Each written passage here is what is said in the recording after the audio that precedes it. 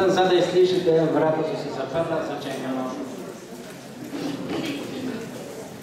Pred nami je še ena celota. Potem je pa pešta, kosilo. Ja, da malo razložim. Ta celota ima dva dela. Ali pa celo tri.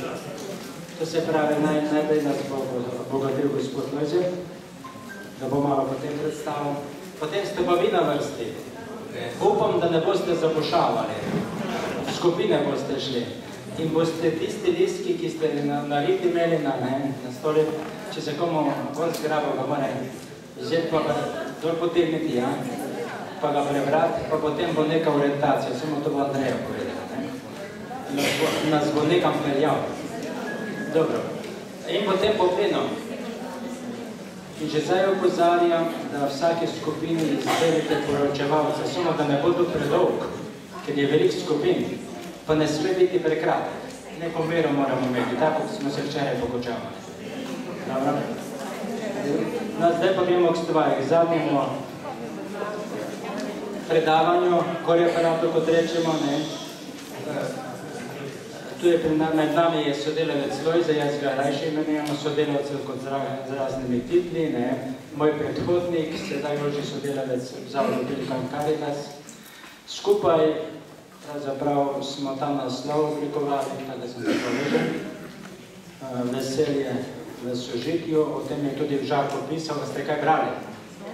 Dobro, da se ne boš ponavljal, pa ponoviš. To se pravi, izbrali smo tudi njega kot pravega človeka, ki se trudi na področju sožitja, na področju graditi odnose, ker delati v naših socialnih programih brez tega, da nekdo nima tega čuta, da to gradi ne zvozimo v nobeni komuni. In naši strokovni delavci morajo točno se tega zavedati, pa tudi tisti, ki smo na odgovornih mestih, da če tega daru nimamo ali če ga ne razvijamo, potem se bože, da se poslovimo. Enako velja tudi za vas, ki ste odgovorni na župnijskih Caritas. Rad bi, da si to zapomnimo. Lepo smo slišali Patra Karlija, potem Staneta, zdaj še Lojzeta, vse to so lepe popotnice, kako bi lahko med nami bilo več veselja, a ne, in sožitja. Pa toloj se povabim, da ne bi je zdaj dolgo povoda delal, da nam še to dimenzijo predstaviš, tudi svojo izkušnjo, da bomo potem lažje šli v delavnice. Prosim lepo. Hvala lepa, prisrčen pozdrav vsem. Je že kazalo, da me ne bo vržej, pa se je potem stvar tako zasukala, da sem vseeno prišel in sem zelo vesel, hvaležen, da nekatere spet ponovno vidim, da se vidimo in slišimo.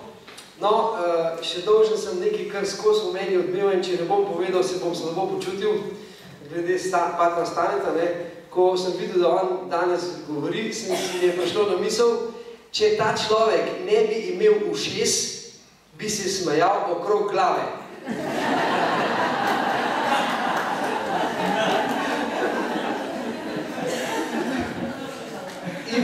In ko je govoril o tem, kako se znotraj dobro počuti, mi pride na misel tudi taka krilatica, ki jo lahko tudi vi kdaj porabite, da je nekdo srečen in vesel takrat, kadar mu je koža prav, mi rečemo, ko mu je koža prav. In če je kdo slabe volje in siten, rečem, danes pa temu ni koža prav.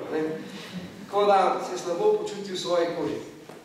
No, v motu ali pa gestu letošnjega seminarja in tudi tega Caritas je veselje v sožitju sta dve besedi. Eno je sožitje, ki pomeni skupno življenje ali bolje soživljenje. V tem soživljenju pa ne bi bili prisotni, skladni medsebojni odnosi. In jaz sem temu tej definiciji dodal tudi resnično prizadevanje za skupno dobro. Tako da bomo v skladu z letošnjim oziroma lanskim pastoralnim letom, pravičnost, ljubezni, družbeni nauk in tako, se mi zdi, da je premalo samo, da se jaz dobro počutim, čeprav je to izhodišče in osnova, kot je Karl rekel, prvi korak, ampak mi kot Caritas moramo imeti pred seboj tudi potem višji cilj. Se pravi, iskanje skupnega dobrega. In druga beseda v tem geslu je veselje. O tem smo slišali nekaj, jaz ga vidim kot radost bivanja, to je naslov knjige, navdušenje, dobro razpoloženje, dobro počutje in to iščemo vsi. Bolj ali manj. Danes več, jutri manj. Ampak, seveda, o teh odnosih, o katerih moram jaz danes govoriti, to je težka tema. To so cele znanosti prav tega. Ne vem, koliko doktorjev je že na to temo nastalo v Sloveniji, pa še drugod po svetu, bi jih težko prešteli najbrž. Ampak jaz bi rekel, pogledamo na te odnose, pa na to zgodbo, pa zanimive strani, malo take, nenavadne morda. No, odnos. Ta slovanska beseda pove, da se nešto odnosi, rečejo Hrvati, ne? Se pravi, da se nekaj nanaša, ne? Odnosi se na to, ne? Se pravi, da se nekaj nanaša, se nanašam na nekoga, na nekaj, ne? Se pravi, nekaj, kar dodaja, ne? Nanaša voda v sedline, nanaša, apnenec, kapnike, a ne, tako naprej. Če pa gremo na slovensko, je pa odnaša. Se pravi, odnos je nekaj, kar voda odnese, ali pa plas. Se pravi, to je glagolnik, pomeni, ne vem, kup kamenja ali pa šudra, ali pa zemlje, ki ga voda odnese. Odnaša. Vse je nekaj, kar se ustali. Se pravi, odnos pomeni nekaj, kar se nalaga, kar nekdo prinese in da lahko potem nekdo odnese. In meni se to zelo zanimivo zdi. In se pravi, če ni nekaj prinešenega, potem tudi ne more biti nekaj odnešenega. In zato je odnos nekaj, kamor prinašamo. In zelo hudo je, če odnose vidimo in jih doživljamo samo tisto, kar odnesemo. Odnesem od predavanja, odnesem od nič nisem odnesel od tega. Morda bo kdo rekel po koncu tega seminarja, nič nisem odnesel od tega seminarja. Kaj si pa prinesel? In od tega je odvisno, kaj boš odnesel. Tako malo hitro, z besedami gremo naprej. Ko sprašuješ koga, ali pa ko mene sprašuje, jaz sprašujem, kakšen pa naj bom? Do starejših, do otrok, do neke skupine, ko priješ do neke skupnosti, v katero se vključiš, do sodelavcev in rečejo, bodi naraven. Pa sem se vprašal, kaj pa je to naravno? Kakšni so pa ti odnosi v naravi? Kakšen ne bom, če ne bom naraven? Slišali smo tudi, da milost predpostavlja naravo, je rekel Karli, in jaz mu verjamem, ker je dober teolog. Tudi Pater Stanek ima najprav tako. No, ampak ta naravnost je velikokrat prav nenavadna. Se strinjate? Prav nenavadna. Morda celo, ali pa kruta, ali pa na drugi strani zelo posrečena. Torej, naravni odnos je nekaj nujnega. Je nekaj, kar je del nas. Je nekaj ontološkega, kako smo že slišali danes, nekaj, kar smo prinesli iz pradavnine kot razvoj in tako naprej. Je tudi stopnica do izgradnje nekega socialnega ali pa boljš, če uporabljam besedo, medosebnega odnosa. Se pravi, to je prvi gradnik sožitja v veselju je naravnost. Bodi naraven. Slišali smo že veliko danes, tako si soglasil sam s sabo, da ti je koža prav, da se dobro počutiš, ne vem, kar si prinesel na svet z geni, od svojih staršev, prav ta danes. No pa poglejmo, zanimivo, kakšni odnosi so v naravi. Prvi odnos tak zanimiv je tekmovanje. Tekmovalnost.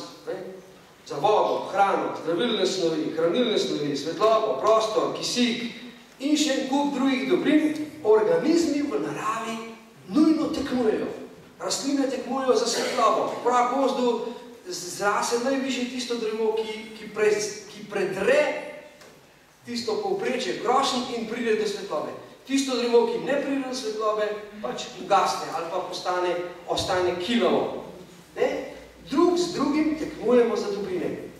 In seveda z željo, da v teh omejenih količinah, kjer so te dobrine razpolago, zadovoljimo svoje potrebe. In pri tem tekmovanju seveda je odnos vzpostavljen tak, v katerem oba organizma, obe biti izgubita. Sta obe ranjeni. V tekmovanju eden drugega premaga. Obe utrpita škodo. Tisti, ki se mora boriti, porabi za to energijo in tako naprej riskira, tako drugi, ki je poražen, ki ostane brez teh dobrin, lahko umre, lahko izgine in tako naprej. Pri ljudeh je ta razlika med tekmovanjem in tekmovalnostjo zelo izrazita in velika.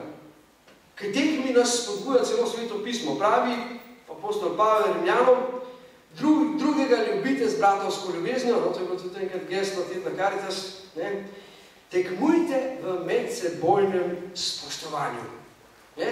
Tekmujte. In pravi, tek dokončal, pravi, in veliko teh izrazov on pravi. Seveda tekmovalnosti ne spodbujamo. In celo nasprotujemo jih. Pravimo v kakšnem razredu, vem, jaz imam otroke še v šoli, in pravijo, so tako tekmovalni. In to je negativno. To je na uni desni, levi strani, tam, ki se gre v paku, tam je ta tekmovalnost. To pomeni, recimo, tekmovalni smo v bitki za pozornost. Zdaj politika, je predvolilna tekma, tekmovalnost. Za vzgojni vpliv med starši, tekmovalnost. Med starši in starši, kdo bo bolj vzgajal otroke in kdo bo jih pokazal svoj prav. Tekmovalnost je tudi pretirana navezanost na dobrine. To moram imeti, ker imajo drugi. Tekmovalnost je čas za pozornost moža in sina med taščo in ženo, in tako naprej. Tega je veliko tudi med ljudmi. Potem drugi odnos tak zanimiv je plenilstvo, ali pa po domače ropanje, roparstvo. Je odnos, v katerem plenilec ali plenilci, ponavadi, so to živali, ubijajo drugo. Ponavadi močnejši, mlajši, starejše, manjše, mlajše, bolne, ubijajo in jih pojejo, živali. In s tem se seveda prehranjujejo, ampak tukaj nastane odnos na obeh straneh, velika borba, velika bitka za preživetje, plenjenje, in seveda izgubi poraženec, žrtev in zmaga plenilec, ki je nekomu vzel življenje, ki ga je vzel kot za hrano in tako naprej. Plenjenje je med ljudmi zelo znan odnos. V zadnjih letih, morda desetletju, ga poznamo tudi pod pojmom tajkunstvo v družbi. Plenjenje, privatizacija, tudi eno tako plenjenje, una negativna privatizacija, ne pozitivna. In vzeti nekomu denar, čas, prostor, čast, dobro ime, a vam zveni znamo? Zelo. Zasesti njegovo mesto v srcu, ukrasti ženo, zagnusiti nekoga za upravljanjem, oblikovanjem. To so ubiti nekoga. Vse to so plenilski odnosi med ljudmi. Tudi med generacijami je veliko tega plenilskega. Pravi, gre za kratenje pravic, plenjenje pravic. Danes mlajši lahko zaplenijo pravico do dostojne pokojnine starejših. S izgovorom, da pač je premalo vplačevalcev v blagajne in tako naprej in da tisti, ki je pokojnino zaslužil, do tega nima več pravice. Tudi izpostavljanje revščini, kraja premoženja, sploh pri mlajših starejših, zdaj zadnje čase, vidimo tega. Izključevanje iz družbe, goljofije, recimo pri dedovanju, kakšne goljofije so se dogajale. Prisilna hospitalizacija, potem nastanitev v domu za starejše proti volji starejših ljudi, odvzemanje poslovne sposobnosti, pri duševnih, recimo, problemih, pri duševnih bolezni, nepriznavanje kvalifikacij, da ne pridemo do konca eutanazija, čisti plenilski odnos. Potem en zanimiv odnos zajedavstvo ali parazitizem je zelo pogost med organizmi v naravi. Gre za odnos, v katerem ena vrsta parazitira na drugi. Včasih zelo koristno. Tisti ima korist, zajedavec, in tisti, ki ga zajeda, ima zgubo.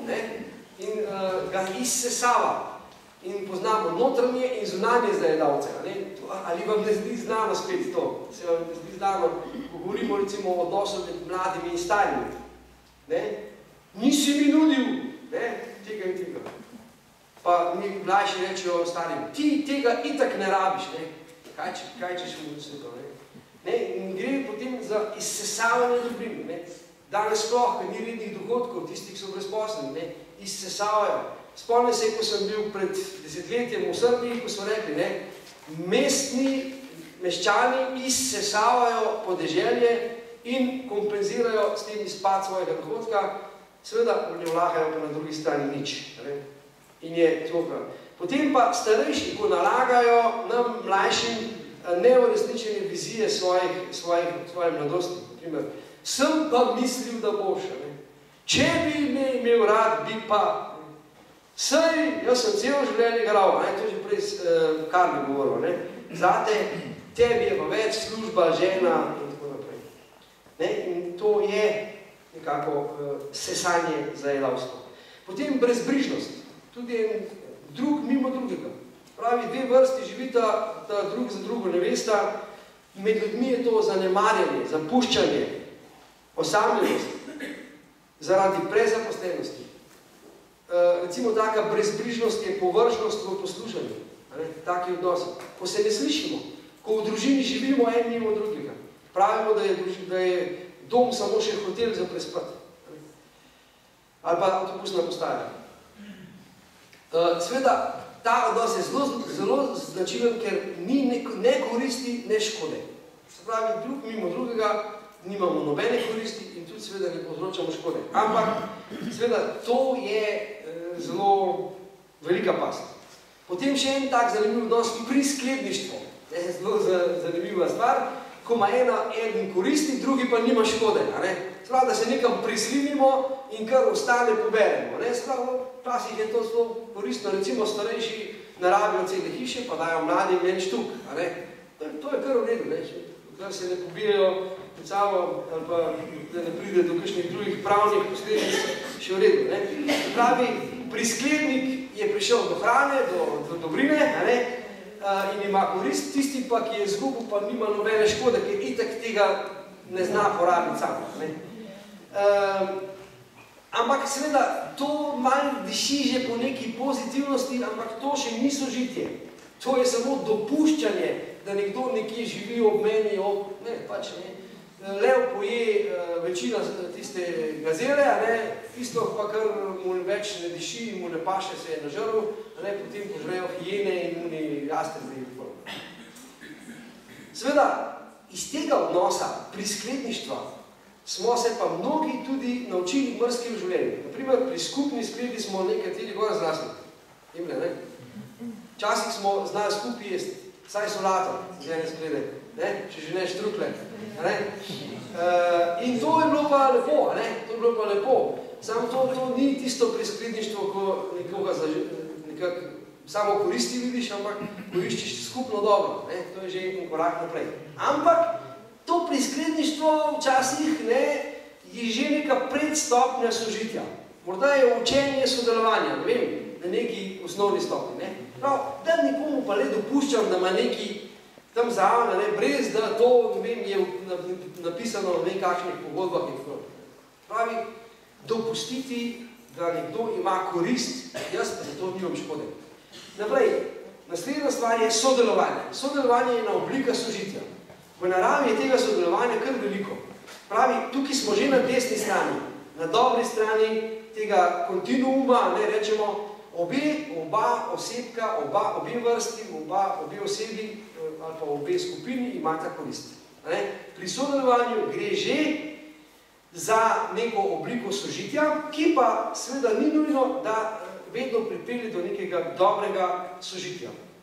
Recimo tudi v naravi imamo veliko odličnih načinov sodelovanja in naprimer v velikih savanah, puščavskih, v azijskih in afriških, so recimo črede skupaj, črede različnih živali. Eni vidijo dobro, eni vohajo dobro, eni tečejo hitro, eni slišijo bolje, in ta čreda je veliko bolj varna, kot pa bi bili posamezni osebki znotraj te črede, če bi sami nekje bili. In to smo v družbi velikrat se počutimo varni. Šelo, ne pravimo, da so nekateri verniki zelo počutijo varne, ko se udeležujejo teh množičnih romanj in shodov in tako, se tam lepo v zavetje skrijejo, neka motivacija, neko valovanje je in ni se treba nobenemu izpostaviti. Tako da je to sodelovanje lahko neka vrsta sožitja, ki nas vodi naprej. Sožitje pa je v naravi odnos med dvema različnima organizmoma, ki stalno ali občasno sodelujeta. In oba imata korist. V naravi to sožitje imenujemo tudi simbioza.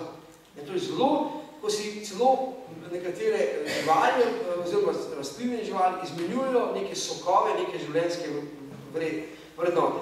Sožitje je zame sobivanje biti, več biti, dveh ali več biti, v katerem si izmenjujemo dobrine.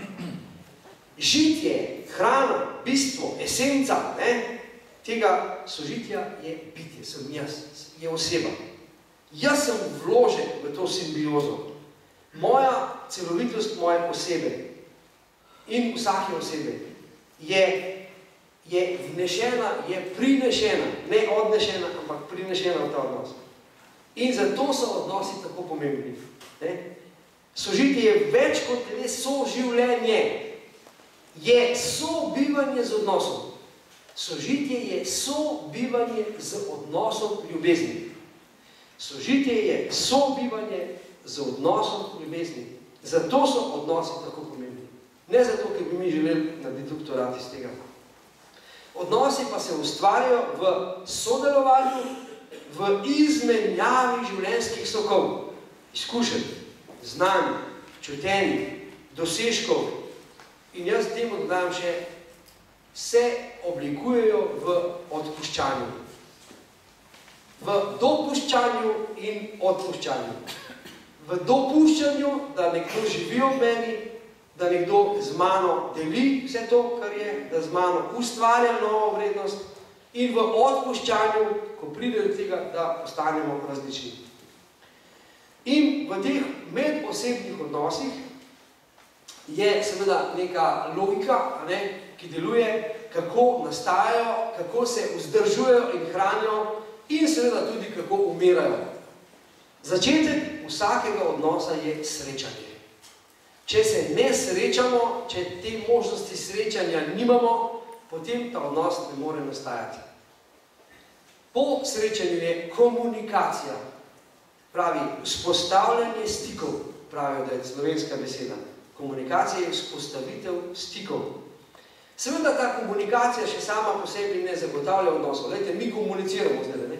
Vidim, eni kimate, eni kimate, eni spite, eni se dolgočaste, eni me poslušate, moja žena gleda na uro tam zadaj. Ampak mi še nimamo odnosa. Imamo nek odnos, ampak daleč od tega, da bi bili sožitje, da bi ustvarjali sožitje. Medsebojni odnosi nastajajo kot posledica trajnejšega, nekega ponavljajočega se sodelovanja med dvema ali več osebami. Medosebni odnosi se začnejo s tem, da se odnosa zavemo, da vemo, da vstopamo v ta odnos in da smo pripravljeni s to osebo in s temi osebami naprej sodelovati v tem odnosu. Mi se danes še posebej posvečamo odnosu med nami v župnijskih Karitas, ker seveda od sebe, preko partnerstva, preko generacije, preko odnosa med generacijami, preko skupin, v katerih smo, pridemo tudi do občestva. In jaz mislim, da razlika med skupino, skupnostjo In občestvom je ravno v tem, da smo v občestvu uspeli zgraditi odnos ljubezni. In takrat se začutimo. Takrat potem v bistvu potem izmenjujemo te dobrine med sabo. Dobrina najprej jaz sam, moji darovi, talenti, karkoli mi je Bog dal, karkoli sem se naučil, in da sem pripravljen to dati v skupno skledo, v skupni prostor, kjer to se plemeniti. In seveda temelj dobrega sodelovanja tudi v župnijski Karitas je v stalni skrbi za graditev lepih in plodnih odnosov, ki so pogoj za veselje v sožitju. Lepi odnosi so tisti, ki so podobni odnosu Svete Trojice. To mi je povedal moj dober prijatelj in zaupnik, zlatomašnik letošnji, gospod Franc Prelc, oče Franc Prelc, ko sem ga vprašal, Franci, daj mi povej, jaz imam tole predavanje med na seminarju Karitas, povej mi, kaj naj rečem, kakšni so dobri odnosi med generacijami. Pravi, pa ne bi bila konst, Sveto Trojico imamo.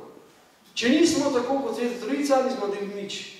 Povej to ljudem, pa lahko nehaš. Res je, kaj drži skupaj Sveto Trojico? Ljubezen. Duh ljubezni, ki hrani, vzdržuje in predstavlja žitje, esenco in bitje tega Boga, ki je trojedini Bog. Se pravi, edina prava in resnično zdržna ali pa resnično k cilju usmerjena pot je pot Svete Trojice. In glejte, lahko smo mi v tem sekulariziranem svetu razvrednotenem, pametni in ne vem, doktoriramo iz teh odnosov in imamo še 10krat na 10 gostečnikov in drugih mojstrov in karmijev in to. Vsi skupaj nam ne morejo povedati več, kot nam pove to. Če ne boste kakor, ne morete priti. Se pravi, edina pot, prava pot. Dej moramo mi samo odkriti, kaj to v naših resničnostih pomeni. Kaj pomeni za Pepco, Francela, mene, Lojzeta, Staneta in tako. Kaj pomeni za našo župnijsko Karitas? Biti kot Sveta Trojica. Kaj moramo narediti?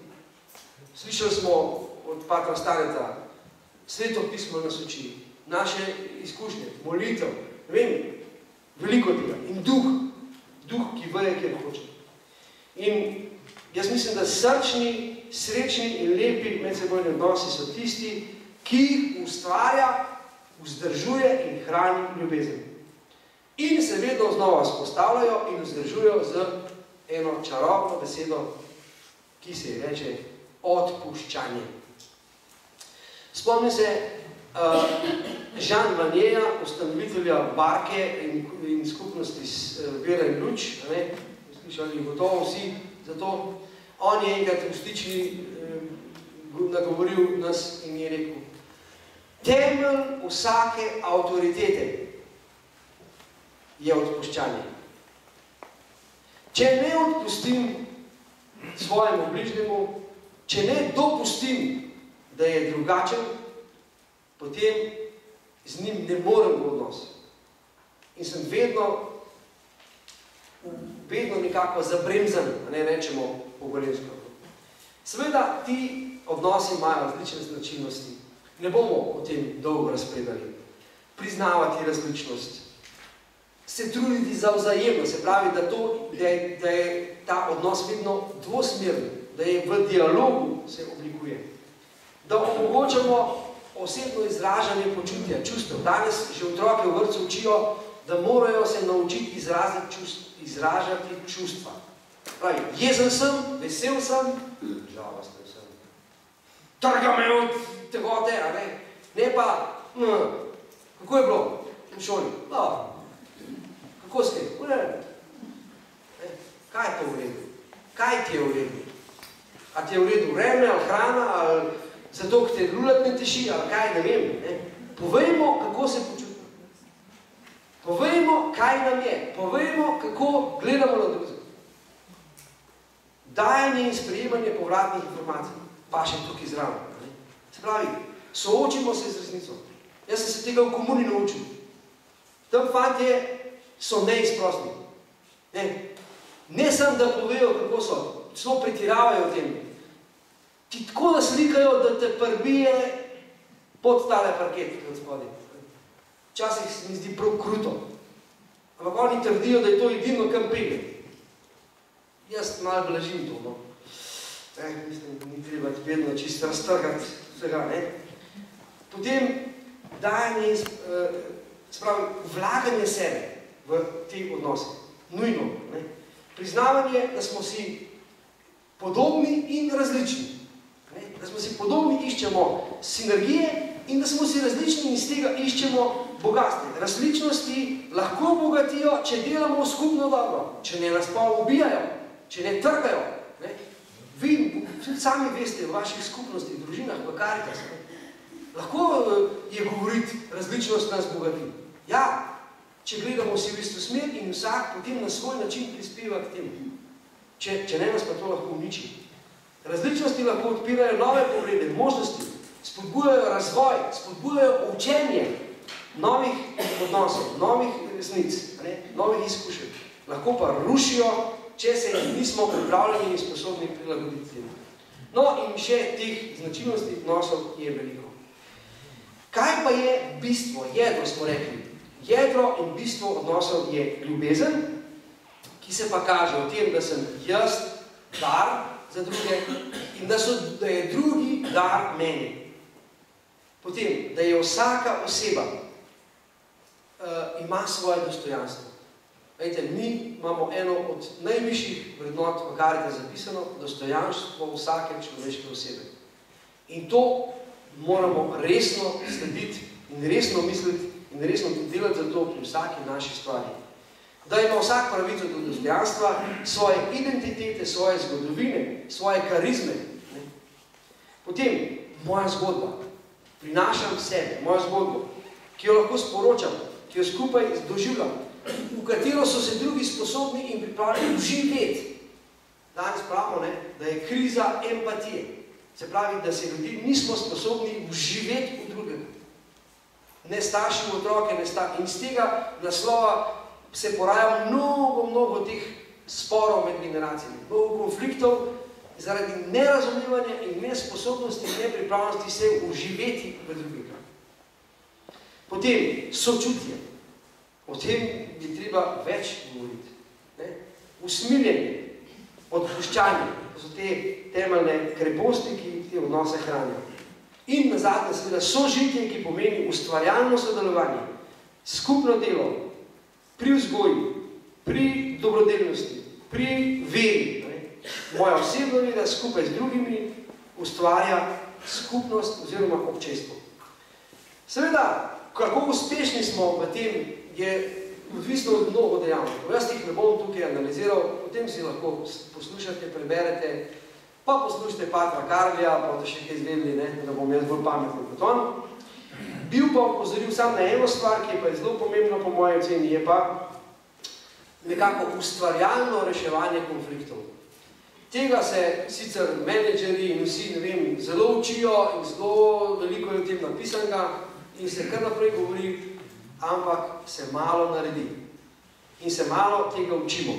Ker konflikt vedno razumemo kot nek spor, prepir, fizično nasilje in tako naprej, vojna na najvišji inštanci, ampak so prepir, nasilje, vojna le način odzivanja, našega odzivanja na te konflikte.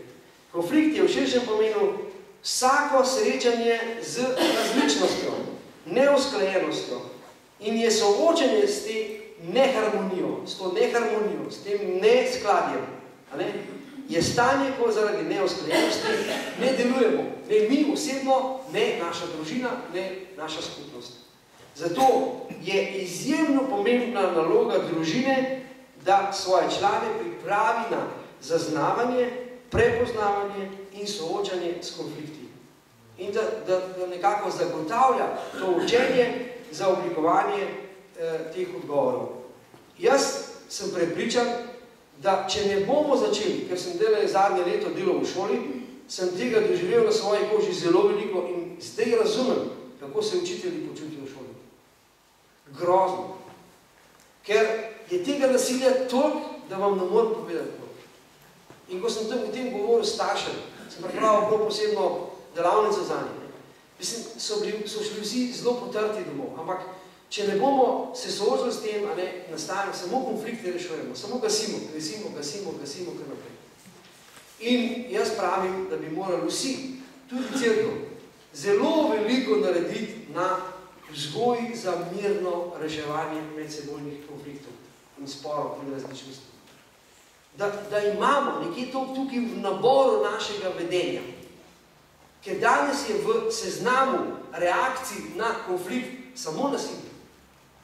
Upitje, upor, dokazovanje, tekmovalnost in tako naprej. Nimamo pa orodij, nimamo pa na razpolago vedenj, obnašanj, ki bi mirno peljala nas skozi te različnosti, da bi priljali našo skupnost v občestvo. Sveta Trojica. Ponovno. In če obrnemo nazaj, odnos do petih,